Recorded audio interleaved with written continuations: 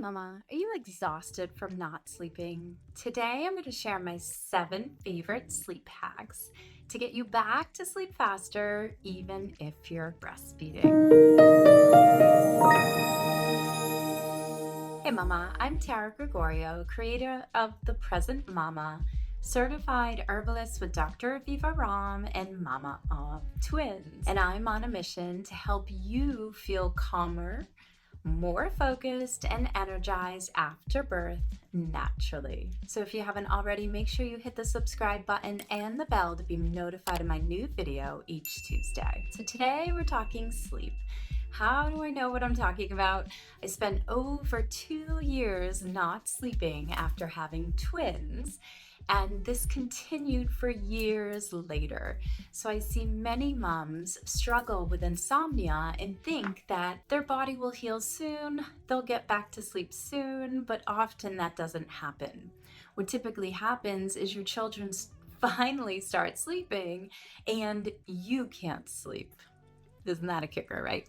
So tell me if that's where you are today, where your children are sleeping and you cannot.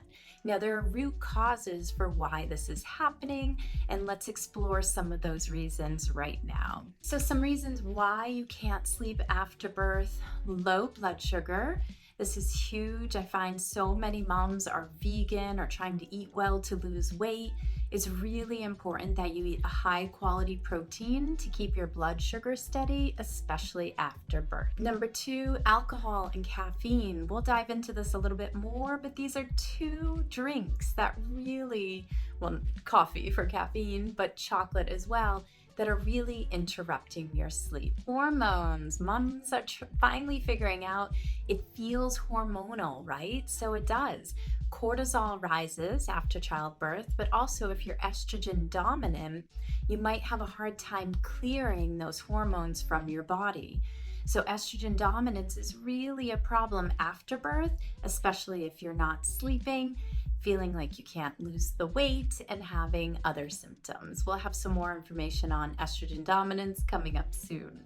Baby waking, or you're anticipating a feeding. So if you're breastfeeding, maybe you're anticipating that upcoming feeding, or your children are maybe toddlers and they scream and that makes you bolt out of bed. So your sleep is interrupted for many, many years. Your goal is to reteach your body how to go back to sleep faster naturally. Some other reasons you can't sleep: trauma, inability to regulate your nervous system. Last week's video, I taught you how the best ways to soothe your nervous system, so you can check that out. And something called adrenal fatigue, which is a combination of symptoms that occur, and even they've labeled it postpartum adrenal fatigue, because we have all of these symptoms, but all of your lab results are fine. So the reason adrenal fatigue can occur would be some toxicities in your body, or blood sugar regulation, or like we spoke about, alcohol or caffeine.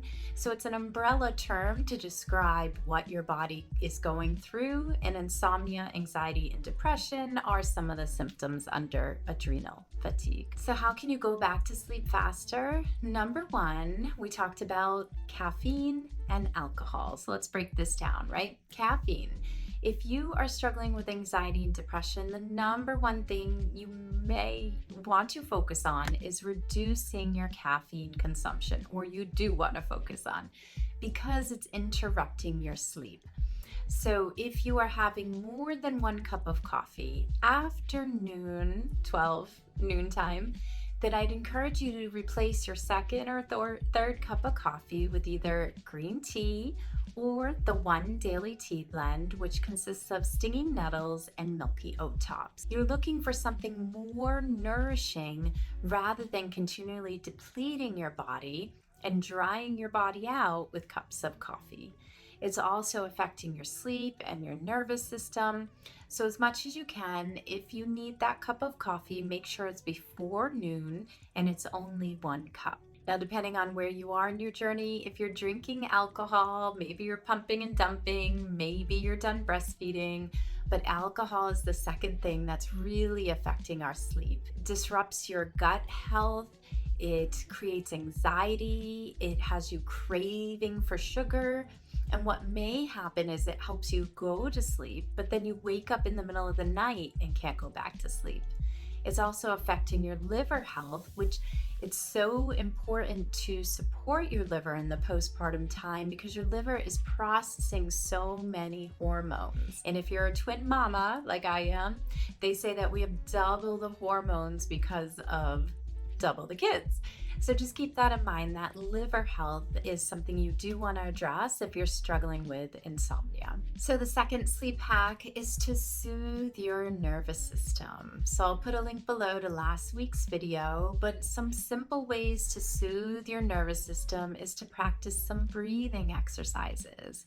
So nice, deep belly breaths. If you're a yoga instructor or you've taken yoga classes before, you're very familiar with this breathing.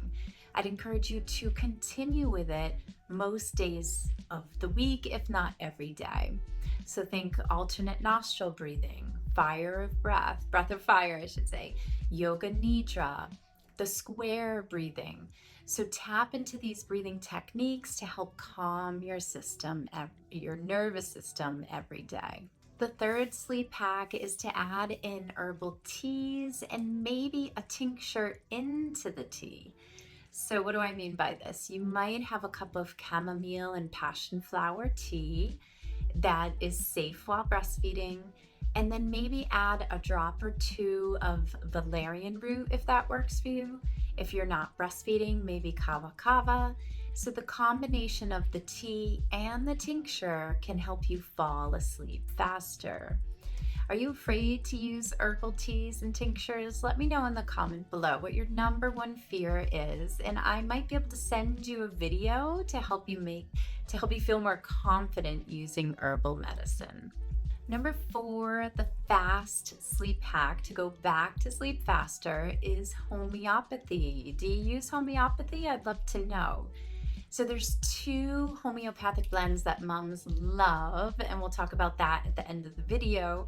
But for now, if you haven't used homeopathy yet, they're these little sugar tablets. They're safe for you, they're safe while breastfeeding, and they're safe to use with your children when you choose the right remedy, the right dosing, and you don't overdose per se. So you're always watching and waiting to see the response of the body when you use homeopathic medicine. If you'd like a free training on homeopathy, watch this video so that you can really learn the nuances of how to use homeopathy so that you're not wasting money on those little sugar tablets. Now, why is this a sleep hack? Because when you wake in the middle of the night, you don't want to make a cup of tea. I mean, you can if you want to, but it takes time, right? And then you might have to go to the bathroom again. You could use a tincture in the middle of the night, but if you know the right remedy, the homeopathic remedy, you could just roll over, pop it in your mouth, let it dissolve in your mouth, and then hopefully it would be the right remedy and help soothe you back to sleep and calm your nervous system. So at the end, I'll share my 2 favorite ones, but right now, no, it is the fastest way when you choose the right remedy. Number 5, I want you to start moving your body again. And if you can't exercise, don't have time for exercise, at least start sweating. You can join a gym to get in the sauna, or you could purchase like a higher dose sweat mat. The goal is that you start sweating again to release the toxins from your body, the excessive hormones from your body. So it's really important that you start sweating and or start moving. Make walking a priority. So with or without the kids, just keep moving your body. Get outside at 9 a.m. when your greatest source of vitamin D and sunshine is, with no sunblock on, and absorb those rays. So just by getting up and out of the house, your children will love the schedule and your body will love it too, because at the end of the day, you'll remember that you exercised today. So to the best of your ability, try to wake up and start moving your body, particularly sweating, most days of the week, and you might notice your sleep improves. Number 6, sleep hygiene. Do you know what that means? So there's a particular way our body likes to sleep, right? So the Room should be cool, maybe 65 degrees if that doesn't bother you. The windows open.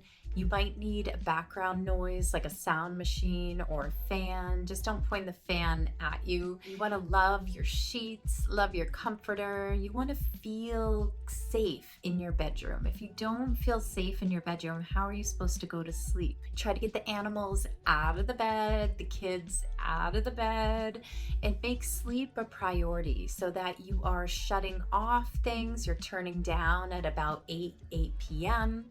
You're placing your phone in airplane mode if it's by your bed. Maybe you can keep the phone in the kitchen and use an alarm clock again. Maybe you want to unplug the internet for the night. So these are things, new things we're doing to reduce the amount of EMFs and to soothe our nervous system. So make sleeping in your bedroom a priority and make sure that you're comfortable and happy and safe there. So it feels like a sanctuary to you rather than something that you're afraid to do or afraid to go to. And then the last sleep hack is to create a worry journal. And what do I mean by that? Before you go to bed, you could practice yoga nidra to soothe your nervous system, and then take out a pen and paper and start journaling all the things that are worrying you, all the things that are bothering you. By getting them out on paper, you start seeing what's really going on in your life, and then you could start taking steps to make changes. So worry journal, or just writing in general, is really the best therapy, especially if you can't afford therapy or can't meet with a therapist for whatever reason. So start writing to get those thoughts out on the paper. So if you're a mom struggling with anxiety and depression and want to get to the root cause, don't forget to join the free 5-day email challenge so that you can start understanding why we struggle with these symptoms after birth, and you can heal naturally so you can feel like yourself again. I'll see you next week.